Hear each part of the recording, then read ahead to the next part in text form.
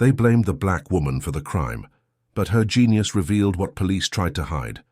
This might be the best story you'll hear today. Enjoy it. The silver handcuffs caught the afternoon light streaming through the mansion's towering windows, gleaming like jewelry against Dorothy Mae Washington's dark wrists. She stood motionless in the marble foyer, her pressed white uniform still spotless, despite 3 hours of scrubbing baseboards on her knees.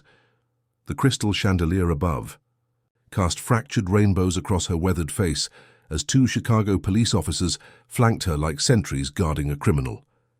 Behind them, 19-year-old Catherine Pemberton clutched her mother's silk handkerchief, tears streaming down her porcelain cheeks. Her blonde hair fell in perfect waves around her shoulders, and her cashmere sweater trembled with each sob. "I didn't want to believe it," she whispered, her voice breaking.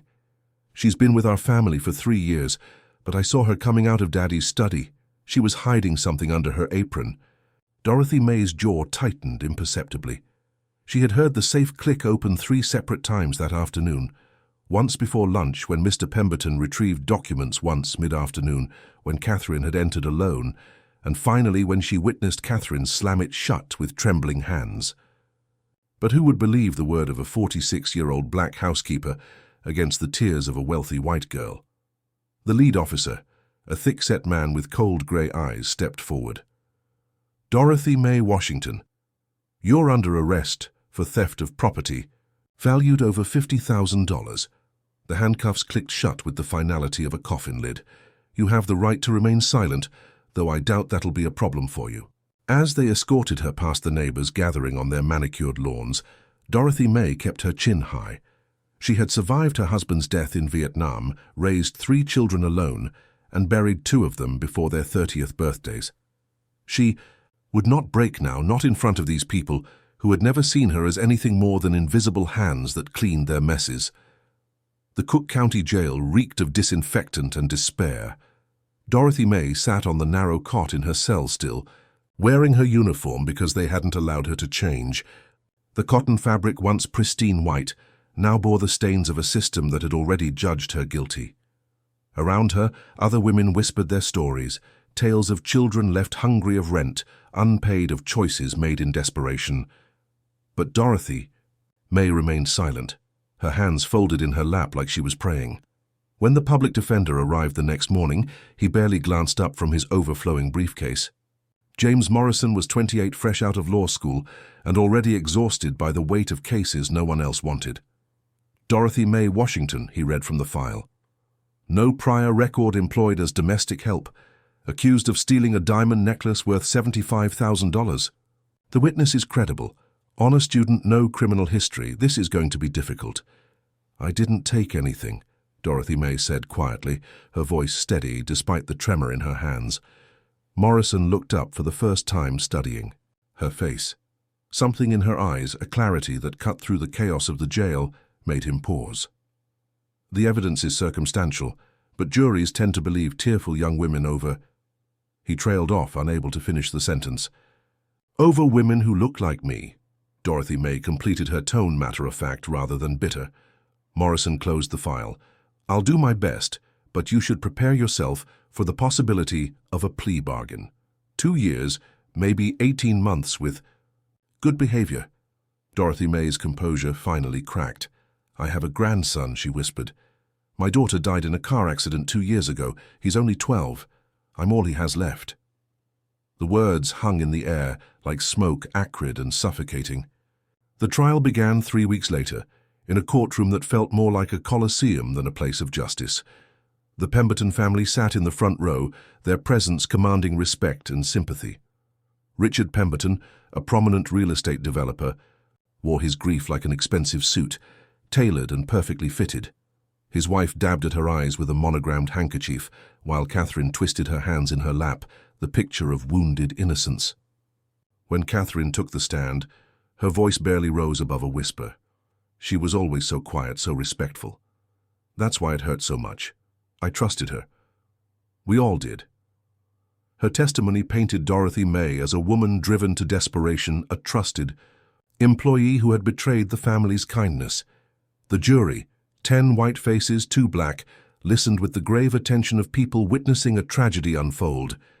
But what intrigued Morrison was a detail Catherine kept returning to: how Dorothy May had looked frightened when she saw her near the study. Not guilty, frightened. Dorothy May's own testimony was a masterclass in quiet dignity. She stood at the witness stand like a monument to endurance, her voice never wavering as she recounted her version of events. "I heard the safe open 3 times that day," she said. "The 3rd time I saw Miss Catherine close it. She looked scared, not sad, scared." The prosecutor objected, but the words had already found their mark in Morrison's mind. During cross-examination, the prosecutor tried to break her down, suggesting she had stolen to support a drug habit, to pay for her grandson's needs, to escape the humiliation of domestic work. Each accusation fell against Dorothy May like rain on stone, absorbed but not penetrating. "You want to know about humiliation?" she finally said, her voice cutting through the courtroom's tension. "Humiliation is being accused of something you didn't do by people who never bothered to learn your last name." The courtroom fell silent. For the first time, the jury saw not just a defendant, but a human being whose dignity had been stripped away piece by piece. Morrison felt something shift in the room, a crack in the foundation of assumed guilt that had been built around his client. This was the moment he decided to really fight for Dorothy May Washington. That evening, Morrison sat in his cramped office surrounded by case files and cold coffee. Something about Catherine's testimony nagged at him, the way she described Dorothy May's expression, the specific details about timing, the emphasis on trust and betrayal. He pulled up financial records, social media accounts, anything that might reveal another layer to this story. What he found made his blood run cold. Catherine Pemberton had accumulated over $30,000 in credit card debt, primarily from online gambling sites. Her parents knew nothing about it. Armed with this new information, Morrison returned to court the next day with renewed purpose.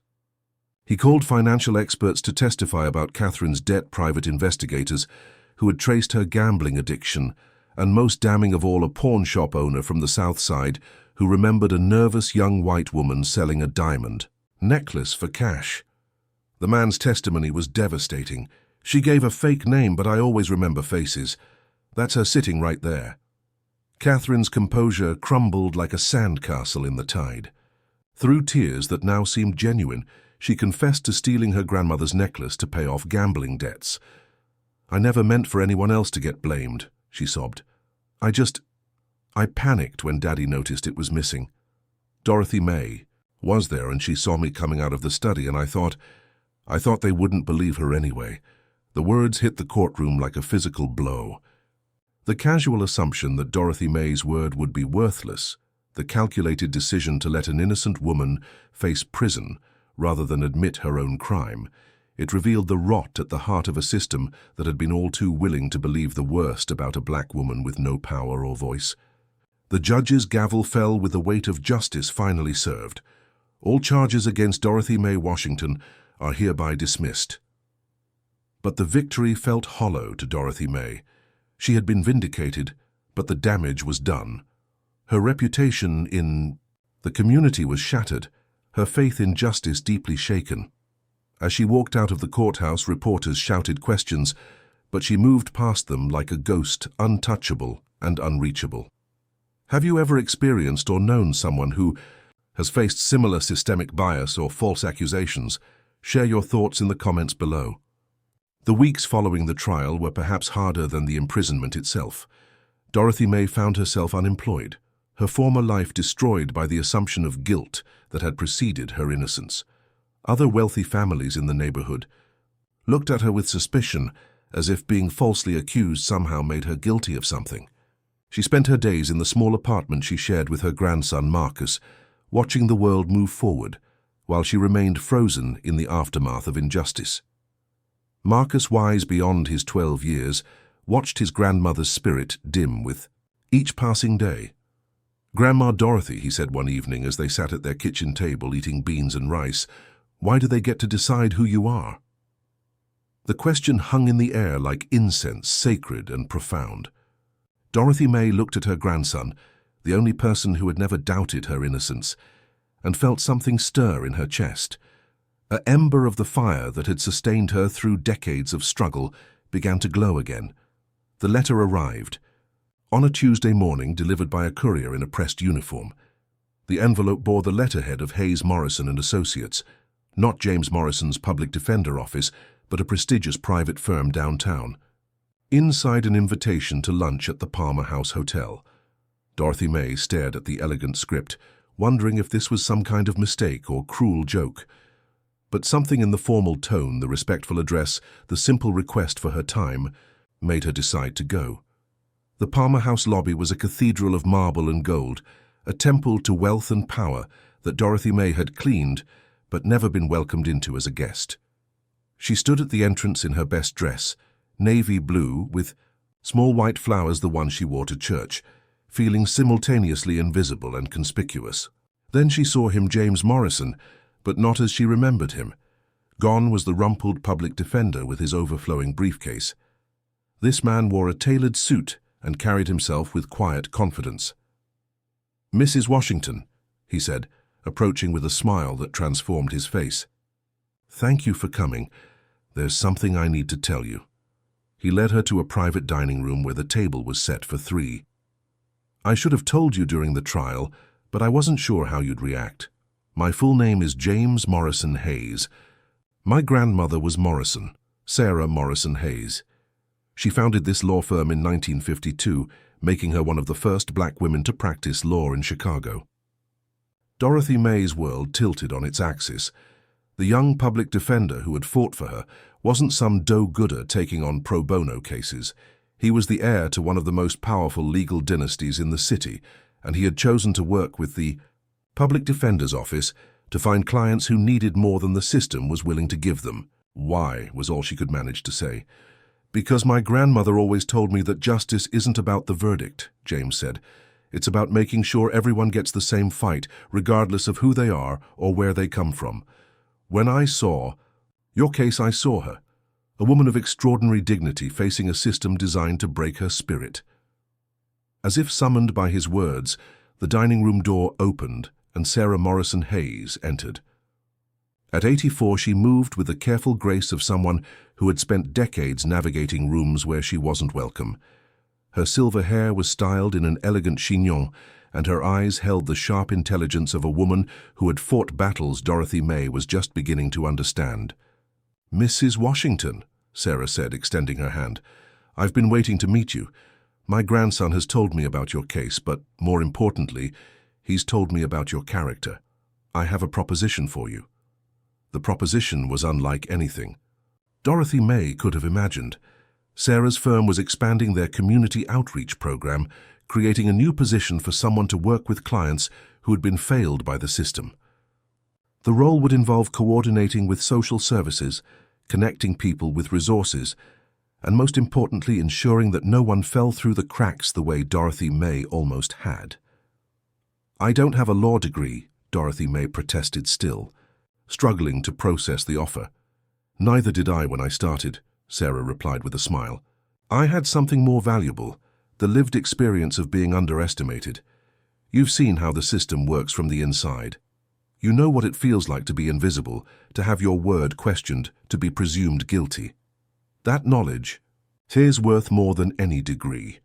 The salary offer was more than Dorothy May had ever imagined, earning enough to provide security for herself and Marcus, enough to move out of their cramped apartment and into a neighborhood with better schools. But more than the money, it was the recognition, the acknowledgement that her experience, her survival, her unbroken dignity had value.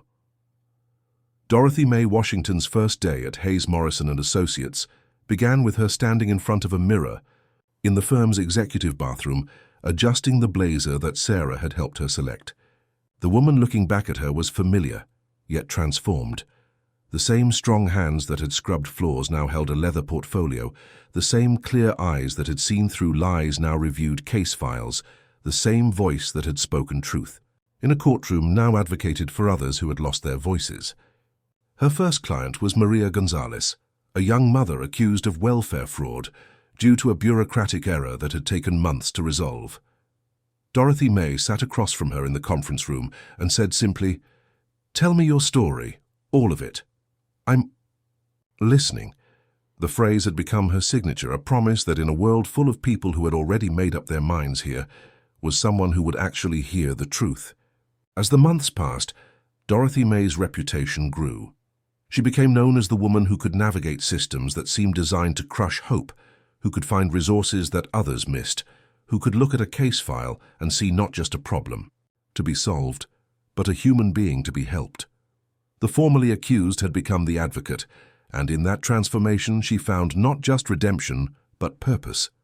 The one-year anniversary of her arrest passed quietly, marked only by a small ceremony in Sarah Hayes's office, where Dorothy May was presented with a plaque recognizing her as Advocate of the Year. But the real celebration came later that evening, when she sat at her new kitchen table in their new apartment, helping Marcus with his homework, while dinner simmered on the stove.